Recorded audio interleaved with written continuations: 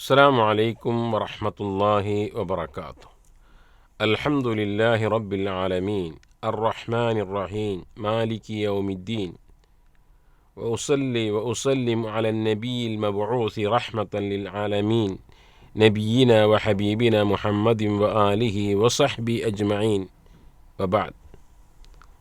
പ്രിയമുള്ള സഹോദരങ്ങളെ, ഇഹ്റാമോടുകൂടി പള്ളിയിലേക്ക് പ്രവേശിച്ച് ഇനി തവാഫ് ആരംഭിക്കാൻ പോവുക. നമ്മൾ പള്ളിയിൽ കയറുമ്പോഴുള്ള മര്യാദകൾ പാലിച്ച് ചൊല്ലുവാനുള്ള ദിക്റുകളൊക്കെ ചൊല്ലി വലതുകാലെടുത്ത് മുന്നോട്ട് നടക്കുകയാണ്. ഏതാനും സ്റ്റെപ്പ് നടക്കുമ്പോൾ തൊട്ട് മുമ്പിലാണ് നമ്മുടെ ജീവിതത്തിൽ വലിയ അഭിലാഷമായി നിന്നിരുന്ന കഅബാലയം കാണുന്നത്. കറുത്ത പട്ടുകൊണ്ട് നെയ്തെടുത്ത തില്ലയാൽ മറക്കപ്പെട്ട കഅബാലയം. അവിടെ കഅബാലയം പോലെ തന്നെ അതിശ്രേഷ്ഠമായ ചില കാര്യങ്ങളുണ്ട്. ഹജറുൽ അസ്വദ്, റുക്നുൽ യമാനി, ഹിജർ, മഖാം ഇബ്രാഹിം, സംസം. നമുക്ക് തവാഫ് ആരംഭിക്കുന്നതിന് മുമ്പ് ഇവയെക്കുറിച്ച് വളരെ ചുരുങ്ങിയ ചില അറിവുകൾ നേടൽ നല്ലതായിരിക്കും എന്ന് തോന്നുന്നു. അപ്പോഴാണ് തവാഫ് ചെയ്യുമ്പോഴുള്ള ഊർജം, വീര്യം, ചൈതന്യം നമുക്ക് നേടുവാൻ സാധിക്കുക. കഅബാലയം 4000-ലധികം വർഷങ്ങൾക്ക് മുമ്പ് ഇബ്രാഹിം നബി അലൈഹിസ്സലാത്തു വസ്സലാമും ഇസ്മായിൽ നബി അലൈഹിസ്സലാത്തു വസ്സലാമും പടുത്തുയർത്തിയ അള്ളാഹുവിനു വേണ്ടിയുള്ള ഒന്നാമത്തെ ഗേഹമാണ്. ഇന്ന അവ്വല ബൈത്തിൻ വുദിഅ ലിന്നാസി ലല്ലദീ ബിബക്ക. മക്കയിലുള്ള ജനങ്ങൾക്ക് ആരാധിക്കുവാൻ ആദ്യമായി ഉണ്ടാക്കപ്പെട്ട ഗേഹമെന്നാണ് കഅബയെക്കുറിച്ച് പറയുന്നത്. കഅബക്ക് വ്യത്യസ്ത പേരുകളുണ്ട്. ഒന്ന് കഅബ എന്ന് തന്നെ, അതേപോലെ തന്നെ ബൈത്തുൽ ഹറാം എന്ന് കഅബയെക്കുറിച്ച് പറയപ്പെട്ടിട്ടുണ്ട്. വിശുദ്ധ ഖുർആനിൽ അപ്രകാരം വന്നിട്ടുണ്ട്. പവിത്രമായ ഗേഹം എന്നാണ് അതിൻ്റെ അർത്ഥം. ജഅലല്ലാഹുൽ കഅബത്തൽ ബൈത ഹറാമൻ. അവിടെ കഅബ എന്ന പ്രയോഗം ഖുർആനിൽ കാണാൻ സാധിക്കും. വൽയത്തവഫു ബിൽ ബൈത്തുൽ അതീഖ്. പുരാതന ഗേഹം അൽ ബൈത്തുൽ അതീഖ് എന്ന് പറഞ്ഞിട്ടുണ്ട്. അത് മുമ്പുകാലം മുതലേ ആളുകൾ മഹത്തരമായി ശ്രേഷ്ഠതയുള്ളതായി കണ്ടിരുന്നു. മക്കയിലുണ്ടായിരുന്ന മക്ക മുശ്രിക്കുകൾ പോലും കഅബയെ പരിപാലിക്കുക, സംസം വെള്ളം കൊടുക്കുക എന്നത് ഒരു പുണ്യപ്രവൃത്തിയായിട്ടാണ് മനസ്സിലാക്കിയിരുന്നത്. ആ ഒരു സ്ഥാനം ലഭിക്കുവാൻ ഓരോ ഗോത്രക്കാരും ആഗ്രഹിച്ചിരുന്നു, ആശിച്ചിരുന്നു. റസൂലുള്ളാഹി സ്വല്ലല്ലാഹു അലൈഹി വസല്ലമ കഅബയുടെ മഹത്വമായി പറഞ്ഞു, മാ അഅ്ളമകി വമാ അഅ്ളമ ഹുർമതികി. നീ എത്രമാത്രം പവിത്രതയുള്ളതാണ്, നിന്റെ ഹുർമത്ത്, പവിത്രത എത്രമാത്രം മഹത്വമുള്ളതാണ് എന്നൊക്കെ കഅബയെ നോക്കിക്കൊണ്ട് നബി സല്ലല്ലാഹു അലൈഹി വസല്ലമ പറഞ്ഞിട്ടുണ്ട്. അപ്പോൾ ആരാലും ബഹുമാനിക്കപ്പെടുന്ന കഅബാലയം, ആ കഅബാലയം ഉണ്ടാക്കിയത് ആരാണ് എന്നതിൽ കൃത്യമായ ചില വിവരങ്ങൾ കാണാൻ സാധിക്കുകയില്ല. ഇബ്രാഹിം നബി അലൈഹിസ്സലാത്തു വസ്സലാമും ഇസ്മായിൽ നബി അലൈഹിസ്സലാത്തു വസ്സലാമും അസ്ഥിവാരം കെട്ടിപ്പടുത്തു എന്നും ഇബ്രാഹിം നബി അലൈഹിസ്സലാത്തു വസ്സലാം തൻ്റെ മകൻ ഇസ്മായിൽ അലൈഹിസ്സലാത്തു വസ്സലാമിനെ മക്കയിൽ കൊണ്ടുവന്നാക്കുമ്പോൾ ഇന്നി അസ്കൻതു മിൻ ദുർരിയതി ബിവാദിൻ ഗൈരി ദി സർഇൻ ഇൻദ ബൈതികൽ മുഹറം. റബ്ബേ, നിൻ്റെ പവിത്രമായ ഗേഹത്തിൻ്റെ അടുക്കൽ എൻ്റെ സന്തതികളിൽ നിന്ന് ചിലരെ, അഥവാ ഇസ്മായിലിനെയും ഇസ്മായിലിൻ്റെ ഉമ്മ ഹാജറിനെയും ഞാൻ താമസിപ്പിച്ചിരിക്കുന്നു എന്നാണ്. ഇബ്രാഹിം നബി അലൈഹിസ്സലാത്തു വസ്സലാം ഇസ്മായിൽ നബിയും കഅബാലയം കെട്ടിപ്പടുക്കുന്നത് പിന്നീട് ഇസ്മായിൽ അലൈഹിസ്സലാത്തു വസ്സലാം വളർന്ന് അല്പം കഴിഞ്ഞിട്ടാണ്. അപ്പോൾ അതിനു മുമ്പ് തന്നെ മക്കയിൽ കൊണ്ടു ചെന്നാക്കുമ്പോൾ നിൻ്റെ പവിത്രമായ ഗേഹത്തിൻ്റെ അടുക്കൽ എന്ന് പറയുന്നുണ്ട്. വൈദ് യർഫഉ ഇബ്രാഹിമുൽ ഖവാഇദ മിനൽ ബൈത്തി വ ഇസ്മായിൽ. ഇസ്മായിലും ഇബ്രാഹിം കഅബാലയത്തിൻ്റെ അസ്ഥിവാരം കെട്ടിപ്പടുത്തു എന്നാണ് പറയുന്നത്. അപ്പോൾ ഒരു പക്ഷേ മുമ്പ് തന്നെ കഅബാലയം ഉണ്ടായിരിക്കാം. ചരിത്രത്തിൽ അറിയപ്പെട്ടിടത്തോളം കഅബാലയത്തിൻ്റെ പുനർനിർമ്മാണം നടത്തിയത് മഹാന്മാരായ ആ 2 പ്രവാചകന്മാരുമാണ്. പിന്നീട് കാര്യമായി 4 സന്ദർഭങ്ങളിലാണ് കഅബാലയം പുതുക്കി പണിതത്. രണ്ടാമത്തെ ഘട്ടം റസൂലുള്ളാഹി സ്വല്ലല്ലാഹു അലൈഹി വസല്ലമക്ക് ഏകദേശം 35 വയസ്സാകുന്ന വേളയിലാണ്. നുബുവത്തിൻ്റെ 5 വർഷം മുമ്പ് ഒരു മലവെള്ളപ്പാച്ചിലിൽ കഅബാലയത്തിന് കേടുപാടുണ്ടായി. ഹജറുൽ അസ്വദ് അതിൻ്റെ സ്ഥാനത്തു നിന്നും നീങ്ങിപ്പോയി. അതിൻ്റെ പരിപാലനത്തിന് വേണ്ടി മക്കക്കാർ തർക്കങ്ങളുണ്ടായി. നബി സല്ലല്ലാഹു അലൈഹി വസല്ലമ തങ്ങൾ അത് പരിഹരിച്ചു എന്നൊക്കെ ചരിത്രത്തിൽ കാണുവാൻ സാധിക്കും. അപ്പോൾ എല്ലാവരും ആദരിച്ചിരുന്നു.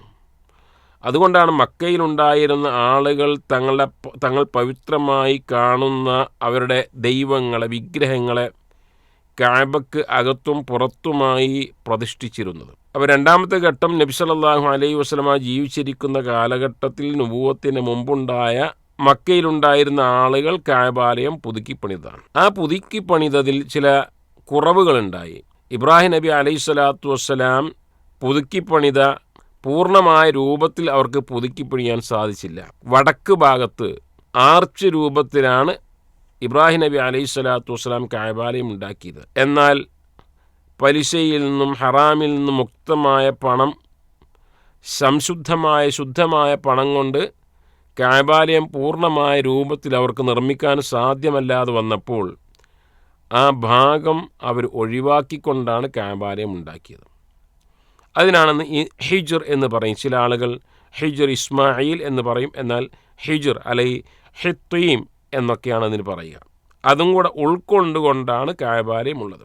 പിന്നീട് നമുക്ക് കാണാൻ സാധിക്കുന്നത് ഹിജ്റ 65 മഹാനായ സ്വഹാബി അബ്ദുല്ലാഹി ഇബ്നു സുബൈർ റളിയല്ലാഹു അൻഹു ഹിജാസ് അദ്ദേഹത്തിൻ്റെ അധികാര പരിധിയിൽ വന്നപ്പോൾ അന്നത്തെ ഖലീഫ മുആവിയ റളിയല്ലാഹു അൻഹുവിൻ്റെ മകൻ യസീദാണ്. അദ്ദേഹത്തിൻ്റെ ഭരണകാലത്ത് അബ്ദുല്ലാഹി ഇബ്നു സുബൈർ റളിയല്ലാഹു അൻഹുവിൻ്റെ കീഴിലായിരുന്നു മക്കയും മദീനയും അടങ്ങുന്ന ഭാഗം.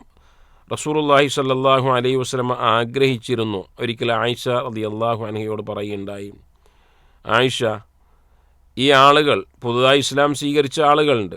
അപ്പോൾ അങ്ങനെ അവരല്ലായിരുന്നുവെങ്കിൽ കഅബാലയം ഒന്ന് മാറ്റി ഇബ്രാഹിം നബി അലൈഹി സ്വലാത്തു വസ്സലാം പണിത രൂപത്തിൽ, നിർമ്മിച്ച രൂപത്തിൽ ഞാൻ നിർമ്മിക്കുമായിരുന്നു. പക്ഷേ ഇവർ പുതുതായി ഇസ്ലാമിലേക്ക് വന്ന ആളുകളാണല്ലോ, അവർ അത് എത്രത്തോളം ഉൾക്കൊള്ളാൻ സാധിക്കും എന്ന ഭയമാണ് നബി സല്ലല്ലാഹു അലൈഹി വസല്ലമക്ക് ഉണ്ടായത്. അവൻ നബി ആഗ്രഹിച്ചതുപോലെ അബ്ദുല്ലാഹി ഇബ്നു സുബൈർ റളിയല്ലാഹു അൻഹു കഅബാലയം പുതുക്കി പണിതു. എന്നാൽ പിന്നീട് അബ്ദുല്ലാഹി ഇബ്നു സുബൈർ റളിയല്ലാഹു അൻഹുവിനെ അടിച്ചമർത്താൻ വേണ്ടി അന്നത്തെ ഭരണാധികാരി നിയോഗിച്ച ക്രൂരനായിരുന്ന ഹജ്ജാജ് ഇബ്നു യൂസുഫ്, അദ്ദേഹം അബ്ദുല്ലാഹി ഇബ്നു സുബൈർ റളിയല്ലാഹു അൻഹുവിനെ അതിക്രൂരമായി കൊല്ലുകയും കഅബാലയം മുമ്പ് ഉണ്ടായിരുന്ന രൂപത്തിൽ, അഥവാ അബ്ദുല്ലാഹി ഇബ്നു സുബൈർ പുതുക്കി പണിതത് മാറ്റി അതിന് മുമ്പ് എങ്ങനെയാണ് ഉണ്ടായിരുന്നത്, ഇന്ന് നമ്മൾ എങ്ങനെയാണോ കാണുന്നത് അതേ അവസ്ഥയിലേക്ക് തിരിച്ചു കൊണ്ടുവന്നു. ഓരോ ഭരണാധികാരികളും അവരവരുടെ ഇഷ്ടത്തിനനുസരിച്ച് ഓരോ നിർമ്മാണ പ്രവർത്തനങ്ങൾ നടത്തിയപ്പോൾ ഇമാം മാലിക് റഹ്മത്തുള്ളാഹി അലൈഹി പിന്നീട് ഭരണാധികാരികൾക്ക് ഓർഡർ കൊടുത്തു, ഇനി ഇത് ഭരണാധികാരികൾക്ക് കളിക്കുവാനുള്ള ഒന്നല്ല കഅബാലയം എന്നത്. പിന്നീട് അതിനുശേഷം വലിയ നിർമ്മാണ പ്രവർത്തനങ്ങളൊന്നും നടന്നിട്ടില്ല. സൗദി അറേബ്യയിലെ ഇന്ന് നിലനിൽക്കുന്ന രാജവംശത്തിലെ മലിക് ഫഹദ് ഇബ്നു അബ്ദുൽ അസീസ് റഹ്മത്തുള്ളാഹി അലൈഹി, അദ്ദേഹം ഹിജ്റ 1417 നടത്തിയ നിർമ്മാണ പ്രവർത്തനം അതൊരു പുതുക്കി പണിയലല്ല, എന്നാൽ ചില കാര്യങ്ങളൊക്കെ ചെയ്തിട്ടുണ്ട്. അതാണ് അവസാനമായി അദ്ദേഹം ചെയ്തത്. അപ്പോൾ ഈ കഅബാലയത്തിൻ്റെ ശ്രേഷ്ഠത എന്താണ്? ഒന്ന്, ലോകത്ത് ഒരു ആരാധന അത് കഅബാലയത്തിൻ്റെ അടുക്കൽ മാത്രമേ അള്ളാഹിനോട് നിർവഹിക്കാൻ സാധിക്കുകയുള്ളൂ. തവാഫാണ്. ലോകത്ത് എവിടെയും ഒരു പള്ളിക്ക് ചുറ്റും ഒരു ഖബറിന് ചുറ്റും തവാഫില്ല. അത് ഖബറാളികൾക്ക് വേണ്ടിയുള്ള ഇബാദത്താണ്. തവാഫ് എന്നത് അള്ളാഹുവിന് മാത്രമുള്ളതാണ്. അത് കഅബക്ക് ചുറ്റും മാത്രമേ ചെയ്യുവാൻ പാടുള്ളൂ. അതേപോലെ തന്നെ ശ്രേഷ്ഠതയാണ് അള്ളാഹുവിനെ ആരാധിക്കുവാൻ വേണ്ടി ആദ്യമായി ഉണ്ടാക്കപ്പെട്ട ഗേഹമാണ് എന്നത്. അതേപോലെ തന്നെ നബി സല്ലല്ലാഹു അലൈഹി വസല്ലമ അതിൻ്റെ നിർമ്മാണ പ്രവർത്തനത്തിൽ പങ്കെടുത്തു എന്നത്. നമസ്കാരം കഅബാലയത്തിന് നേരെ തിരിഞ്ഞുകൊണ്ടാണ് നിർവഹിക്കേണ്ടത്. മയ്യിത്തിനെ കിടത്തൽ ഖബറിൽ വെക്കുമ്പോൾ മയ്യിത്തിനെ കിടത്തിൽ കഅബക്ക് തിരിച്ചുകൊണ്ടാണ് നിൽക്കേണ്ടത്. സഅയ് സ്റ്റാർട്ട് ചെയ്യുമ്പോൾ കഅബാലയത്തിന് നേരെ തിരിഞ്ഞുകൊണ്ടാണ് സഅയ് ആരംഭിക്കേണ്ടത്.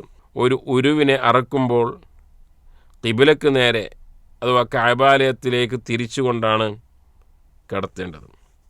മറ്റു പല വിധികളുമുണ്ട്. ഒന്ന്, നമസ്കാരത്തിൽ മുസ്ലിങ്ങളുടെ ഖിബിലയാണ്. മറയില്ലാത്ത വേളയിൽ അവസ്ഥയിൽ ഖിബിലക്ക് അഭിമുഖമായി വിസർജനം ചെയ്യുവാൻ പാടില്ല. വീടിനകത്താണെങ്കിലും മറക്കകത്താണെങ്കിലും ബാത്റൂമിനകത്താണെങ്കിലും ഏറ്റവും നല്ലത് ഖിബിലക്ക് മുന്നിട്ടോ പിന്നിട്ടോ ഇരിക്കാതിരിക്കലാണ്. കഅബക്കകത്ത് നമസ്കാരം അനുവദിക്കപ്പെട്ടതാണ്, ജായിസാണ്. അവസാന കാലമാകുമ്പോൾ എത്യോപ്യയിൽ നിന്നുള്ള ഒരാൾ വന്നുകൊണ്ട് കഅബാലയം പൊളിക്കും എന്നൊക്കെ ഹദീസുകൾ കാണുവാൻ സാധിക്കും. അന്ത്യനാളിൻ്റെ അടയാളങ്ങളിൽപ്പെട്ടതാണത്. 4 മൂലകളാണ് കഅബാലയത്തിനുള്ളത്.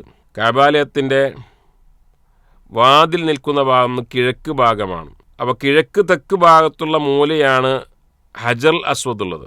ഹജർ അസ്വദിൻ്റെ മൂലയാണ്. പിന്നീട് കഅബാലയത്തെ നമ്മൾ ഇടതുഭാഗത്തായി മുന്നോട്ട് നടക്കുമ്പോൾ തൊട്ടു മുമ്പുള്ള ഭാഗം വടക്ക് ഭാഗമാണ്.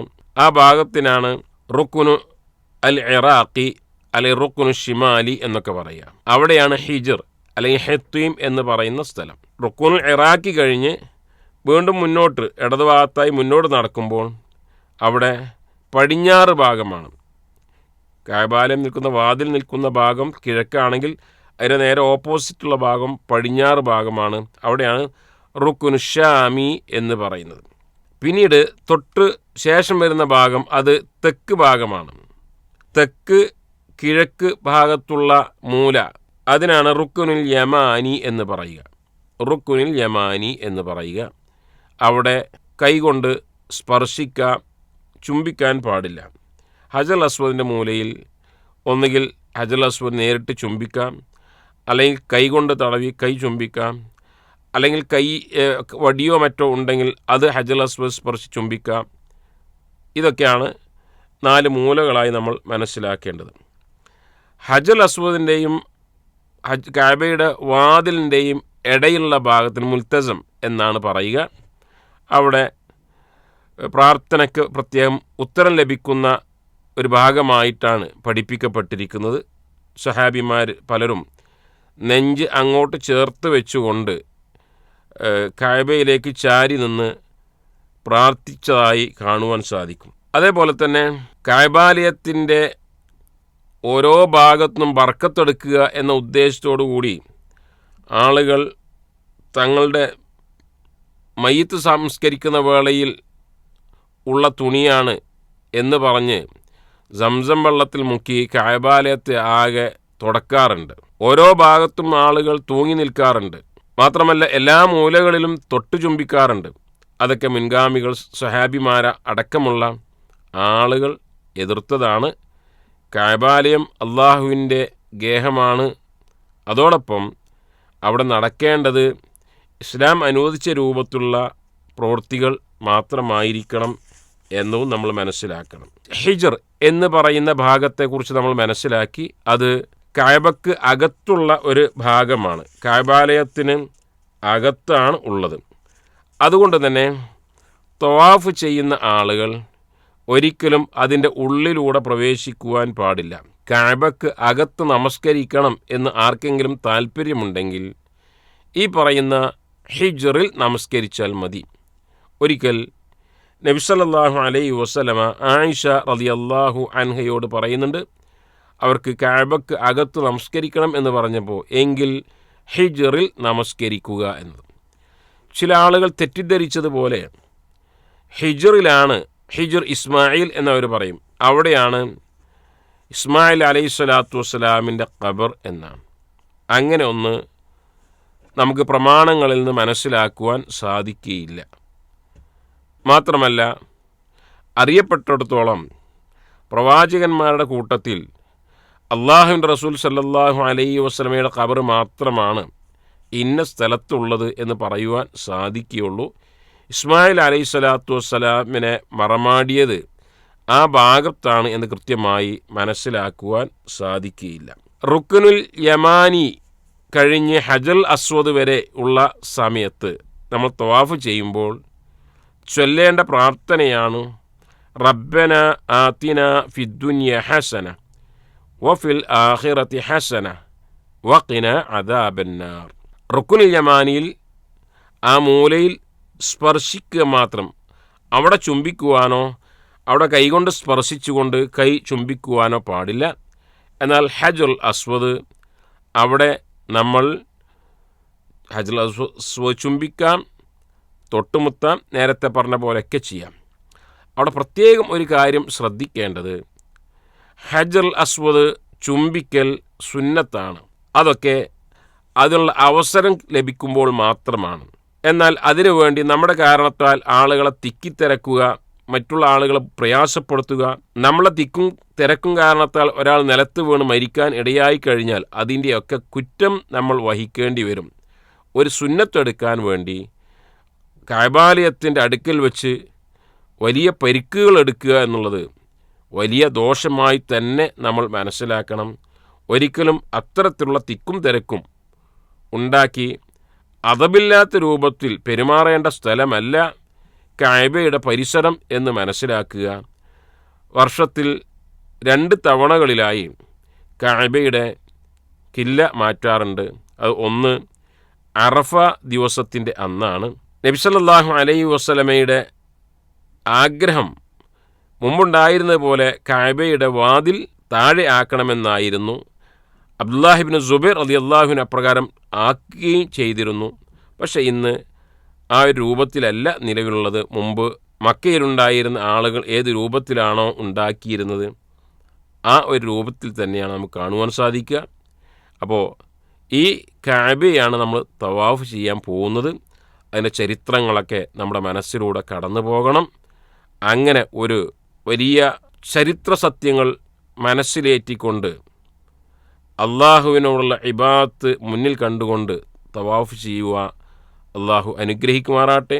അസ്സലാമു അലൈക്കും വറഹ്മത്തുള്ളാഹി വബറകാതുഹു.